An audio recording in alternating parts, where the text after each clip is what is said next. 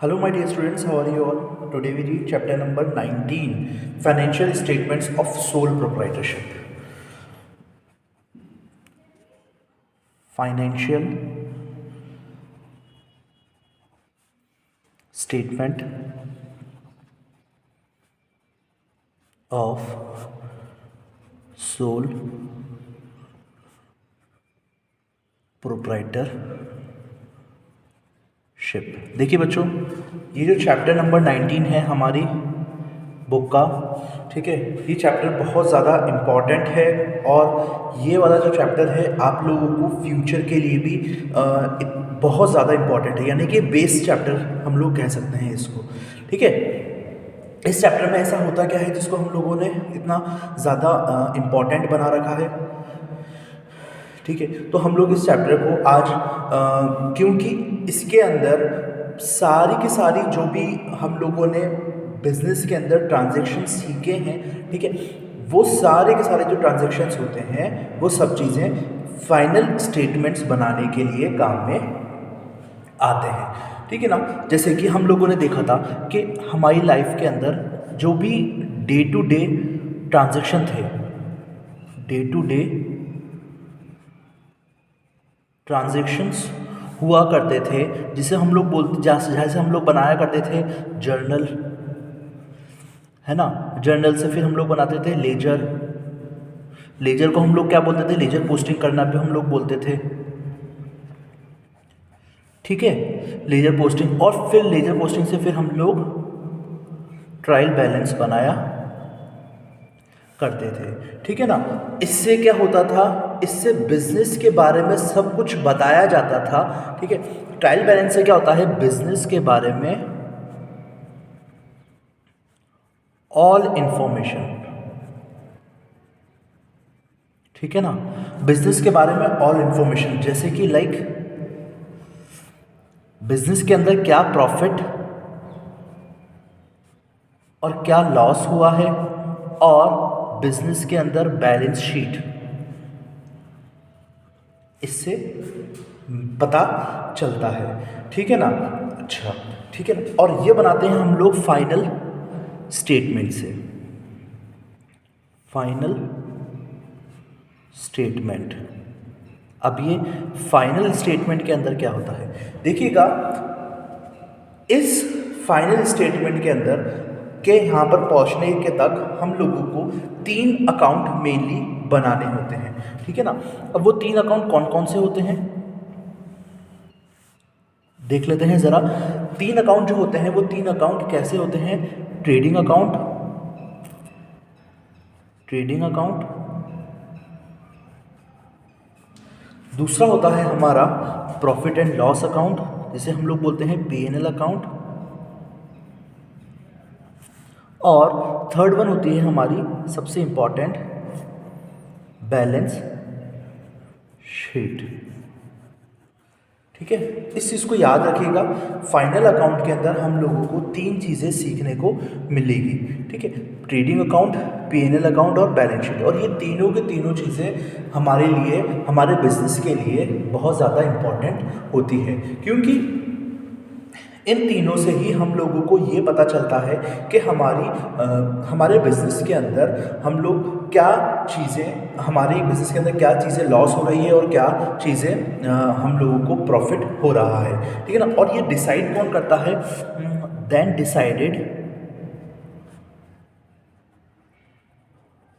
Decide कौन करता है, for all internal user, all internal users, ठीक है ना।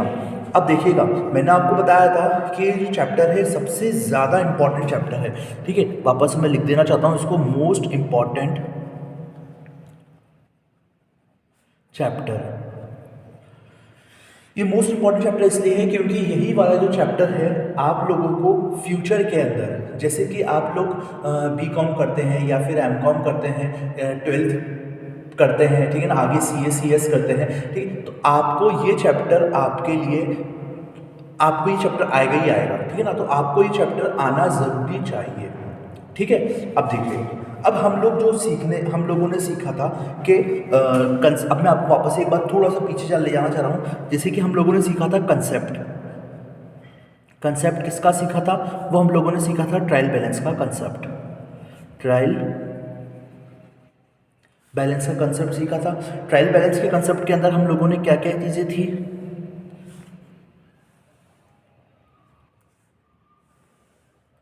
यहाँ आता है हेड्स ऑफ अकाउंट्स और यहाँ आता है डेबिट, यहाँ आता है क्रेडिट। ठीक है, अब हेड्स ऑफ अकाउंट्स के अंदर हम लोगों ने देखा था कि जो भी एसेट्स होती हैं उनका बैलेंस कौन सा होता है? उनका बैलेंस होता है डेबिट बैलेंस। ठीक है, और जो भी लाइबिलिटीज होती हैं उनका क्रेडिट बैलेंस होता है। ये हम लोगों ने सीखा था। ठीक है ना। अब इसके बाद हम लोगों ने देखा था एक्सपेंसेस। अब एक्सपेंसेस जो होते हैं वो एक्सपेंसेस दो तरह के होते हैं। ठीक है ना। एक होता है डायरेक्ट एक्सपेंसेस और एक होता है इनडायरेक्ट एक्सपेंसेस। अब ये जो डायरेक्ट एक्सपेंसेस होता है, डायरेक्ट एक्सपेंसेस का जो भी बैलेंस होता है वो डेबिट बैलेंस माना जाता है। ठीक है ना। और एक होता है इनकम। ठीक है ना, एक होती है हमारी इनकम। अब वो इनकम जो होती है हमारी, आप लोगों को मुझे बताने की जरूरत नहीं है कि इनकम क्या होती है।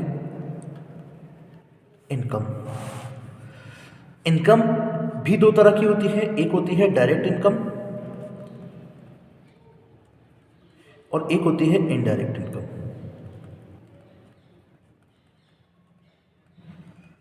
ठीक है, एक होती है डायरेक्ट इनकम और एक होती है इनडायरेक्ट इनकम। अब सबसे पहले मैं आप लोगों को एक्सपेंसेस के बारे में बताना चाहता हूं। जैसे कि आप सपोज करिए बिजनेस के अंदर बिजनेस में जो भी डायरेक्ट कनेक्शन होता है जिस चीज़ का, वो कहलाती है डायरेक्ट इनकम, डायरेक्ट एक्सपेंसेस। ठीक है ना, वो चीज़ कहलाती है डायरेक्टली, जो कि बिजनेस से डायरेक्टली कनेक्ट होते हैं। जैसे कि आप सपोज करिए कि आपके पास आप एक रसगुल्ले बना रहे हैं। ठीक है ना, आपके जो आपकी जो है रसगुल्ले बनाने की शॉप है। ठीक है, अब वो आपने जैसे कि रसगुल्ले बनाए, उसको जो बनाता है, ठीक है ना, उसको डायरेक्टली आप लोगों ने सैलरी दे दी। तो ये क्या चीज़ हो गई? ये हो गए हैं डायरेक्ट एक्सपेंसेस। ठीक है, और जैसे कि आप लोगों ने अपनी शॉप बनाई, शॉप बनाने के बाद आप लोगों ने इसकी कुछ एडवर्टाइजमेंट करे। ठीक है, एडवर्टाइजमेंट के ऊपर कुछ खर्चा करा। ठीक है ना, तो ये वाले जो एक्सपेंसेस होते हैं वो एक्सपेंसेस इनडायरेक्ट एक्सपेंसेस कहलाते हैं। आई होप आप लोगों को ये चीज़ समझ में आई होगी कि डायरेक्ट एक्सपेंसेस और इनडायरेक्ट एक्सपेंसेस और डायरेक्ट इनकम और इनडायरेक्ट इनकम के बीच में क्या डिफरेंसेस होता है। ठीक है ना। अब मैं आप लोगों को एक चीज़ और बताऊंगा जो कि होती है हमारा ट्रेडिंग अकाउंट और P&L अकाउंट और बैलेंस शीट। ये सबसे ज़्यादा इंपॉर्टेंट है। देखो, इसके अंदर क्या होता है कि हम लोगों को ये चीज़ें पता होनी चाहिए कि डायरेक्ट ट्रेडिंग अकाउंट के अंदर, P&L अकाउंट के अंदर और बैलेंस शीट के अंदर क्या क्या चीज़ें आती हैं। क्योंकि अगर हम लोगों को ये चीज़ पता है तो हम लोग ये पता कर सकते हैं कि डायरेक्ट एक्सपेंसेस के अंदर कौन कौन से टर्म आती है ना। और अगर ये चीज़ नहीं आएगी तो हम लोगों को अमाउंट मैच नहीं होगा। ठीक, तो मैं आप लोगों को हर एक चीज़ के बारे में समझाऊंगा कि कौन कौन से ट्रेडिंग अकाउंट के अंदर कौन कौन से एक्सपेंसेस आते हैं, P&L अकाउंट के अंदर कौन कौन से इनकम आती है या फिर एक्सपेंसेस आते हैं, और बैलेंस शीट के and क्या आता है। ठीक है, तो जल्दी से हम लोग सीखते हैं ट्रेडिंग अकाउंट। देखिएगा, सबसे पहले आप लोगों को पता है ट्रेडिंग अकाउंट जो होता है ये नॉर्मल इस टाइप का बनता है। ठीक है ना, profit and loss account, profit and loss account. इसका एक साइड होता है डेबिट साइड और दूसरा साइड होता है क्रेडिट साइड। इसका एक साइड होता है डेबिट साइड और दूसरा साइड होता है क्रेडिट साइड। ठीक है, और नेक्स्ट है हमारा balance sheet. Balance sheet. Balance sheet के अंदर भी दो चीज़ें होती हैं, एक होता है इधर लाइबिलिटीज़ और का कॉलम, सॉरी, और इस साइड होता है हमारा किसका कॉलम, एसेट्स का कॉलम, ठीक है ना। अब देखिएगा, मेरी बात समझिएगा, मैं आप लोगों को बता रहा हूँ कि जैसे कि ट्रेडिंग अकाउंट के अंदर इस वाली साइड में जितने भी डायरेक्ट एक्सपेंसेस होते हैं वो सब चीज़ें इधर आती है, ठीक है ना। सेम इसी का ही अपोजिट ट्रेडिंग अकाउंट के अंदर जितनी भी डायरेक्ट इनकम होती है वो सब चीज़ें क्रेडिट में आती हैं, ठीक है। नेक्स्ट अब चलते हैं हम लोग प्रॉफिट एंड लॉस अकाउंट के अंदर। प्रॉफिट एंड लॉस के अंदर जितने भी इनडायरेक्ट एक्सपेंसेस होते हैं वो सारे प्रॉफिट के अंदर, सॉरी, डेबिट साइड के अंदर आते हैं प्रॉफिट एंड लॉस अकाउंट के अंदर, ठीक है। और जितने भी इनडायरेक्ट इनकम होती है, जितनी भी इनडायरेक्ट इनकम होती है वो सब चीज़ें किस में आती हैं, वो सब चीज़ें क्रेडिट साइड के अंदर आती हैं, ठीक है ना। अब मैं आपको बता दूं, बैलेंस शीट के अंदर दो कॉलम होते हैं, जो कि पहला कॉलम होता है लाइबिलिटीज का और दूसरा कॉलम होता है एसेट्स का, ठीक है। एक कॉलम होता है लाइबिलिटीज का, दूसरा कॉलम होता है हमारा एसेट्स का। अब देखिएगा, लाइबिलिटीज साइड के अंदर कौन कौन से हम लोगों को जो भी कोई कैपिटल हमारी दी होती है, कैपिटल में से हम लोग जो भी नेट प्रॉफिट या फिर नेट लॉस को फाइंड करने के बाद हमारा ये चीज़ आती है। अब ये नेट प्रॉफिट और नेट लॉस कैसे आता है, ठीक है ना। अब मैं आपको बताता हूँ। सबसे पहले हम लोग चलते हैं ट्रेडिंग अकाउंट के अंदर। ट्रेडिंग अकाउंट के अंदर जो होता है, ये यहाँ पर ट्रेडिंग अकाउंट में सबसे पहले अगर यहाँ का टोटल बड़ा ज़्यादा आ रहा है, ठीक है ना, और यहाँ का टोटल कम आ रहा है, ठीक है ना, तो वो होता है हमारा ग्रॉस प्रॉफिट। और सेम ऐसे ही अगर यहाँ का टोटल ज़्यादा आ रहा है और यहाँ का टोटल कम आ रहा है तो वो होता है हमारा ग्रॉस लॉस। अब क्या होता है, अगर यहाँ का प्रॉफिट ज़्यादा आता है, ठीक है ना, तो ये चीज़ें आगे जाके ट्रांसफ़र हो जाती है ग्रॉस प्रॉफिट के नाम से आगे जाके, ठीक है ना, यानी कि प्रॉफिट एंड लॉस के अंदर आगे ट्रांसफ़र हो जाता है, ठीक है। अब जब ये आगे ट्रांसफ़र हो जाता है तो फिर उसके बाद यहाँ का, अब प्रॉफिट एंड लॉस के बारे में बात बताऊँगा कि प्रॉफिट एंड लॉस का अगर यहाँ का टोटल कम आता है और यहाँ का टोटल ज़्यादा आता है, ठीक है, तो वो अगर यहाँ का टोटल कम आता है तो यहाँ का टोटल को बराबर करने के लिए हम लोग नेट प्रॉफिट को बोलते हैं, ठीक है ना। सेम इसी का ही अपोजिट कि अगर यहाँ का टोटल कम आता है तो हम लोग बोलते हैं नेट लॉस।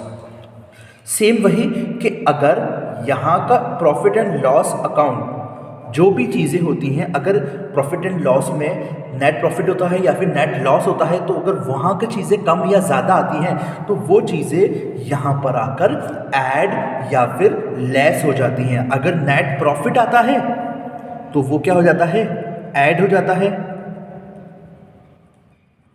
और अगर नेट लॉस आता है तो वो लेस हो जाता है, ठीक है। तो बच्चों देखो, ये चीज़ हम लोगों ने, मैं इसको टेढ़ा करता हूँ जिससे कि आप लोग, ठीक है।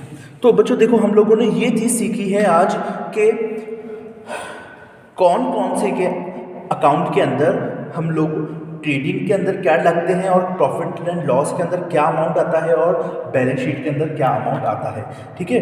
तो अगर आपको कोई भी प्रॉब्लम हुई हो इस चैप्टर के अंदर, इस टॉपिक के रिगार्डिंग, देखो प्लीज़ अच्छे से समझ लेना, क्योंकि आप लोगों के लिए बहुत ज़्यादा इम्पॉर्टेंट चैप्टर साबित होने वाला है, ठीक है ना। मैं आप लोगों को हर एक चीज़ समझाने की पूरी अच्छी तरीके से कोशिश कर रहा हूँ, और आगे आने वाले वीडियोस के अंदर मैं आप लोगों को ट्रेडिंग अकाउंट का फॉर्मेट और प्रॉफिट एंड लॉस का फॉर्मेट और बैलेंस शीट का फॉर्मेट भी आप लोगों को अच्छे से समझाऊंगा, ठीक है बच्चों। तो अब हम लोग मिलेंगे। अच्छा, एक चीज़ और, प्रॉफिट ट्रेडिंग अकाउंट के अंदर कौन कौन सी टर्म आती हैं, ठीक है, वो मैं आप लोगों को बताऊँगा। प्रॉफिट एंड लॉस के अंदर कौन कौन सी टर्म आती हैं वो मैं आप लोगों को पूरा फॉर्मेट एक्सप्लेन करूँगा, ठीक है बच्चों। अब हम लोग मिलेंगे इसके बाद नेक्स्ट वीडियो के अंदर। तब तक के लिए आप लोग पढ़ते रहिए। Thank you.